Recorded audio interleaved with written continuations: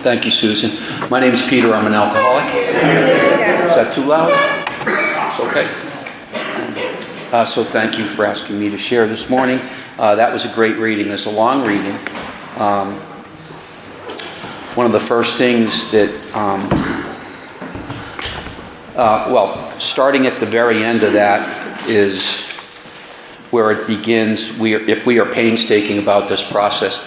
So when I first heard those words, I was like completely taken aback because those are what we call the promises, and everything in that paragraph really fits exactly the way I felt the first time I heard those promises. And even though I hadn't started any of the work yet, I knew that some part of me wanted to do this work because those are the results I wanted. I wanted to be, especially that line, we will intuitively know how to handle situations which used to baffle us. Because when I came in here, I was beyond baffled. I was like, I don't know what's going on. I don't know what's wrong. I need help, That's how I felt when I came in. And so when I read that paragraph, it brings me back. I love that paragraph. I should qualify. I have done this step through the Big Book with the help of my sponsor. I've done all the steps through the Big Book with the help of my sponsor, who's done the work himself with his sponsor. And I've done this with the help of my higher power as well. And I've learned by coming to meetings and listening to people like you. So I do qualify to speak on this step. One of the first things that where we left off on our last meeting was they tell us that we need the strength to go out from here to do God's bidding. So before we can begin step 8 and 9, we need to ask for help, because just like the obsession to drink, I'll speak only for myself. I couldn't do this alone. I needed the help of something more powerful than myself to have the courage to get over my fear and be able to be honest with myself, to be able to do this work. And that comes from a power higher than myself. A little bit about my background. I had been in open AA meetings for over 10 years when I came in here about 3.5 years ago. I didn't really even know that there was such a thing as Big Book Step Study. I had maybe heard the term once or twice. I was out walking one sunny spring day. I used to go out, and I still do, go out walking and do some meditating and some praying and some exercise when I'm outside by myself so I can collect my thoughts. And I ran into a friend who had been coming to these meetings. And so we stopped, we met on the path, and he asked me how I was doing, and I said, okay. And he said, are you sure you're doing okay? And I said, yeah, I don't know, maybe, I'm not feeling it. Something's not right. Something's not right. And anyway, we talked a little bit, and he mentioned that he had been coming to this meeting, the Big Book Step Study group, and that it maybe it'd be something I should look into. He seemed to be getting a lot out of it. So I came in here because I felt like I was missing something in my recovery. To be truthful, had I never gone to Alcoholics Anonymous, any Alcoholics Anonymous meeting, I would never have stayed sober. So I had been in the program now for a number of years and had done the work, actually. I had done the step work out of the 12 and 12 with the help of a sponsor, albeit the method was entirely different than this is. I had done a step 4 and a step 5, but I hadn't really done it. I didn't feel like I still felt like I was incomplete. Something still didn't feel right. And so I hadn't really made these amends. I had made a half-hearted attempt to make some apologies to people, but they weren't amends, because there's a difference between saying sorry and making an amend, as I learned when I did the work out of the Big Book with my sponsor. An apology is just really saying I'm sorry. And I spent most of my life apologizing to people, saying, I'm sorry for this, I'm sorry for that. But I never made an attempt to make them whole. And that's really what an amend is. Amend is evaluating the situation and determining what you took from that person, and then trying to restore that to the person so that you can make them as whole. Now, we can't always do that 100%, but we should be trying to do that, and I found that out through this work. So I felt like I needed more action. I had made a searching and fearless moral inventory. I knew more or less my character defects. I knew a lot of the damage that had occurred in my relationships with people. I knew I was an alcoholic. I knew I had this disease. Basically, all my life, I've always had a good heart, but I always needed to be comfortable.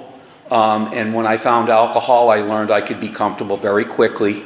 So I would take whatever I needed from you to be comfortable with myself. And it was all about my comfort. Everyone else came second. That's just the way it was. And I did a lot of damage over the years because I needed to take care of, numero uno before anything else. There were some subtle instances, and there were some much more grave instances of my doing some sincere damage to people, including my marriage. I lost jobs, I lost marriages over my drinking. I isolated. I drank I spent many hours drinking in the dark in my garage, avoiding other people. My drinking took me to a place where I just couldn't socialize with other people. I became very ill. And when I came into Alcoholics Anonymous, I was basically at my bottom. I knew that I needed help or I was going to die. And one of the things I heard when I came into a meeting was, we're not bad people, we're sick people. And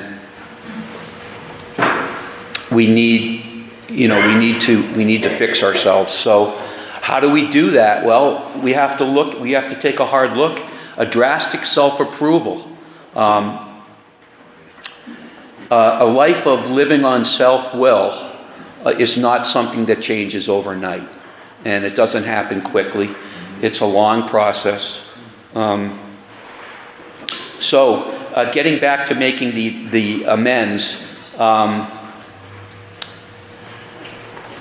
we found a solution to our disease, and now if we're going to be right with ourselves and with our higher power, we have to make these amends to other people. In my work, I made a list. I started by making a list of people, and I did this with my sponsor because, frankly, when I started, I didn't know who deserved to be on that list and who to leave off the list. My sponsor told me, just be the editor. Be the scribe. Don't be the editor. So just make a list of people, whether you think they deserve to be on the list or not. We'll go through that together. We'll determine who needs to be on the list and who doesn't. So I did that. It took me from start to finish about 2 years to finish the entire process. We met on a weekly basis for the most part, and we went through the list. I listed institutions and I listed principals that I had resentments with, and that was just the start, just by making the list. It was difficult because I had to visit my relationships with people that were very close to me, including my immediate family, brothers, sisters, my mom and dad. Those were probably the most difficult amends that I had to make. And I haven't made all my amends. I still have a couple left to make. There's one or two that I may never be able to make. And then there's probably one or two that I'm not quite ready to make. I did direct amends, which would be a face-to-face amend with that person. And I did indirect amends, which was to make it up to that person in some other way than directly, facing them and just verbalizing what had occurred, because I didn't want to do. There were some cases where had I gone face to face with that person, it would have done more damage. One of my one of my marriages would be a prime example of that. I had to make an amends to my wife, my ex-wife, because I had done a lot of damage to her, emotionally and financially. I did a lot of damage to my ex-wife because I had stolen money from her, and I had basically abandoned her emotionally for many years in my drinking. It got to a point where, initially she would protest my drinking and say, you're drinking too much, you're drinking when you shouldn't be drinking. And we would go to parties, or we would go to, my friends' houses, and I would just completely not be present. I wouldn't be emotionally present because I'd be thinking about drinking, or I'd be drinking and getting drunk. It got to a point with my wife where she just basically forgot about me. We lived in the same house together, but we didn't share anything. There was no sharing. There was no love together. She basically gave up on me. And she said, there's nothing else I can do. She didn't want a divorce, but eventually it came to that. And so I had to make an amend to her. And I was also, what's the word I'm looking for? I hadn't been honest with her in terms of relationships. And that was an amend that, even though I feel she suspected it, I just could not I cannot to this day bring myself to talk about with her face to face. So what I did in that particular instance was I gave her, she mentioned that she needed some money. She lives in California now. She's not around here anymore. So I loaned her some money. And then when she went to repay it, I refused to accept payment back from her. My mother and father were victims of my behavior as well. I stole a lot of, I didn't steal money directly from them, but they gave me an education. They put me through college, which I virtually wasted because I just went there to drink and party. I got a degree, but I really failed them in terms of being able to use any of my education in my career. And so I did other things too. I was just not a good son to them. And so I made my amends face to face, thankfully, just before they passed away. So I got sober just before my mom and dad passed away, and I'm grateful that I was able to make those amends. So why are we making these amends? Because we don't want to make an excuse. We don't want to shy away from any of the people that we've hurt in the past, because we need to recover, and we need to forgive ourselves too, because if we can't, then we're really cheating ourselves of being whole, like the damage we've done to anyone else. And I don't want to walk around the rest of my life carrying that shame, remorse, and guilt of hurting so many people in my life. And I wasn't always necessarily under the influence of alcohol when I did damage.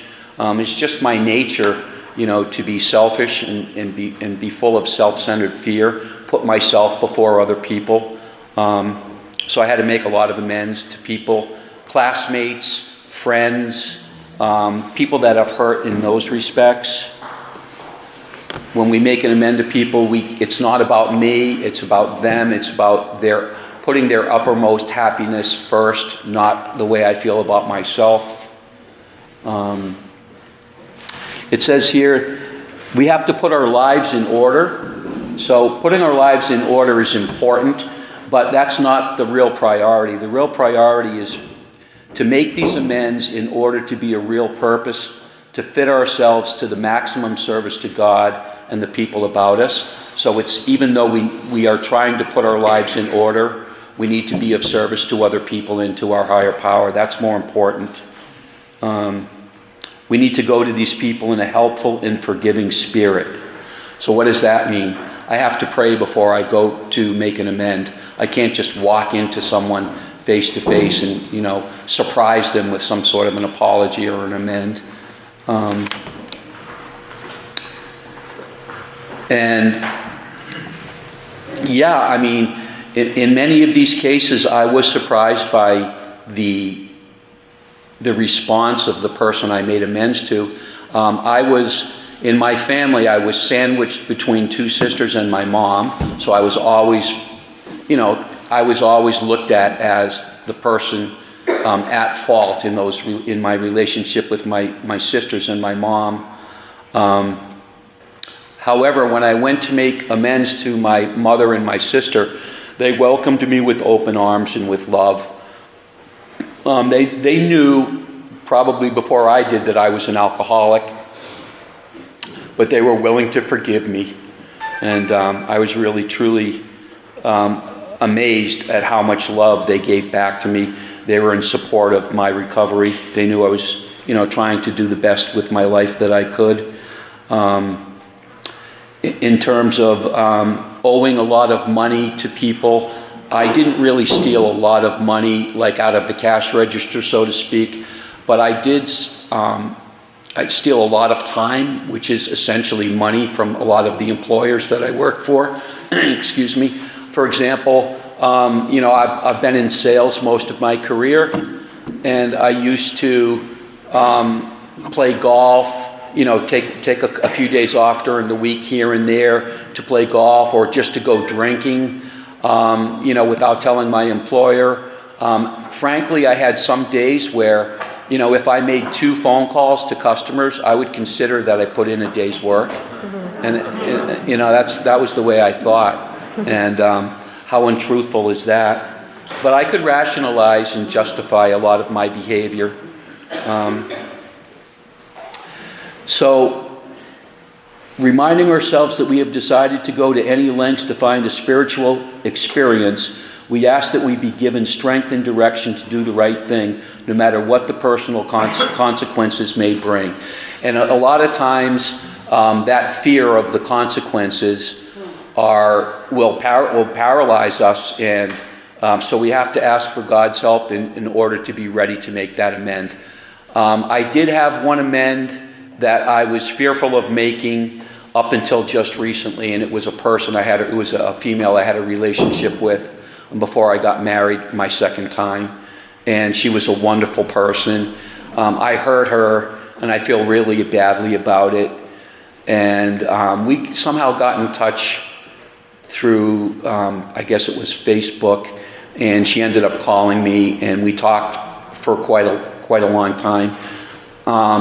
And it was strange because she felt like she was in the wrong. She felt like she had done more harm to me than I had done to her. And I was really amazed that she said that. And she told me that she still cared about me.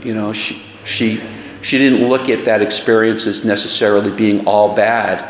And I had, in my mind, made that relationship, all bad in my mind. So I felt good about making that amend. I don't I try not to balk at making amends. As I said, I have a couple amends that I still have to make. But I want to do this work because I feel so great about, where I am today with this program and growing spiritually. I've started a new life. I'm on the road to a new life. I'm doing things the right way.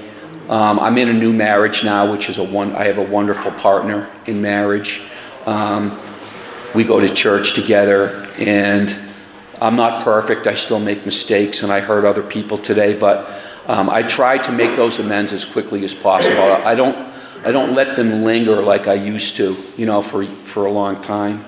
But it's important that I do this because we know that half measures accomplish nothing, right? We don't get 50% results from 50% effort. We get 0 results. So I'm going to continue to do this work.